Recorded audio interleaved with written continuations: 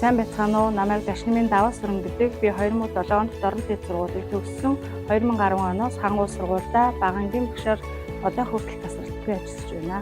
Багшлах хугацаанд өөрийн мэдлэг чадвар арга зүгээ тасралтгүй хөгжүүлэхийг зорж ажилладаг.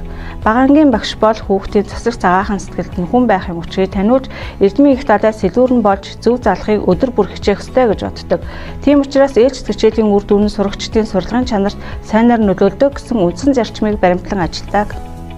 Миний ажлын нэг арга зүй бол сурагчдын ойлгон унших чадварыг хөгжүүлэхийн тулд олон хувилбар дасгал даалгаврыг ажилуулан уншсан үлгэр өгүүлэлгээр номын тэмдэглэл бүтээчээр хөтлүүлэх арга барил эзэмшүүлэхийг зорж ажилладаг. Өөрийн мэргэжлийн арга зүй туршлагаа хөгжүүлэн мэргэжлийн хөгжлийн бүлгээрээ хамтран судалгаа хичээлийг 8 удаа зааж хэлэлцүүлсэн. Багшийн хөтөч хөтөлбөрийн номд 3 дугаар ангийн хүн ба орчин хичээлийн миний бие, 5 дугаар ангийн математикийн хэмжигдэхүүн сэдвээр тус нэгжийн үнэлгээний даалгавар боловсруулан сургуулийн болон аймгийн хэмжээний гарын авлагад оруулсан. Хичээл сургалтын орчныг бүрдүүлэн хүүхдийн 5 тухтай суралцах боломжийг хангах зорилгоор дүрслэх урлаг технологийн хичээлийн кабинетыг 2020-2021 оны хичээлийн жилд гэрчилгээжүүлэн жил бүр баяжилтын ажиллаж байна. Багш хүн судлаач байж хүүхдийн ертөнцийг судалж ажиглаж үр дүн тооцсон судалгаатай байх нь чухал гэдгийг ажил мэргэжилтэд хэрэгжүүлэн багш нарын мэргэжлийн өсөлтөд ахмад багш нарын оролцоог нэмэгдүүлэх нь 2021 боловсруулах ёс зүйн асуудал шийдэл сэдвээр судалгааны ажлуудыг боловсруулан хэлэлцүүлж багш нартайгаа туршлагаа хуваалцсан.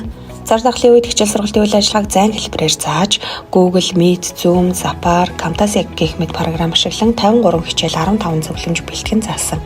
Телехичээлийн 42 цагийн тэмдэглэлийг бүтээлчээр хөтөлсөн. Тоглонгоос суралцсан төслийн хүрээнд хоцрогдлыг арилгах зорилгоор өгүүлбэр унших дугуйлан хичээллүүлж шидэт зураг арга зүгээ Padlet.com-д байршуулан түгээн дэлгэрүүлсэн. Хүүхэд бүрийг номтой нөхөрлүүлж уншигч анги өглөөний уншлага үндэсний хөтөлбөр үйл ажиллагаанд хамрагдан өглөө бүр 15 минутын уншлагыг хийж хэвшүүлэн захин бүлгэмд байршуулан ажиллаж байна. Үүний үр дүнд 2022 онд сургуулийн уншигч ангиар шалгарсан. Хөгжлийн ялгаатай суралцагчийг боловсруулах тэгш хамруулах зорилгоор ганцаарчлсан сургалтын хөтөлбөрийг боловсруулан ангийн суралцагчийг хөгжүүлэн ажиллаж байна.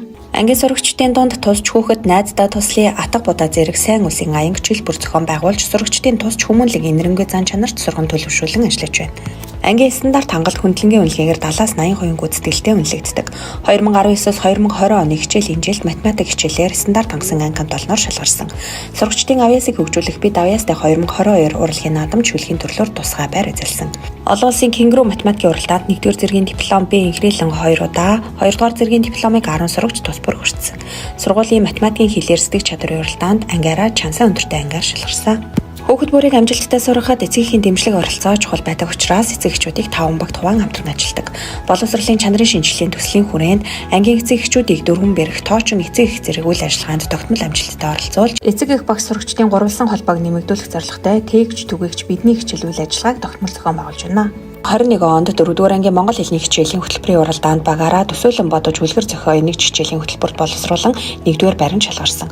2022 онд 3-р ангийн загтал унших нэг хичээлийн хөтөлбөр боловсруулан 1-р байрт тус шалгаран 2022 онд боловсрол шинжилгээ ухааны яамны жоо хүчгээр шагнагдсан. 2024-с 2025 онд аймгийн багийн багш нарын дунд зохион байгуулдаг нэг хичээлийн хөтөлбөрийн уралдаанд 1-р ангийн математик хичээлийн хөтөлбөрөөр дэд байранд шалгарсан. Хүүхэд бүрийг их хилээ зөв эзэмссэн, бие даан суралцах чадвартай төлөвлөсөн иргэн бэлтгэхийг зорилго болгон ажиллаж байна.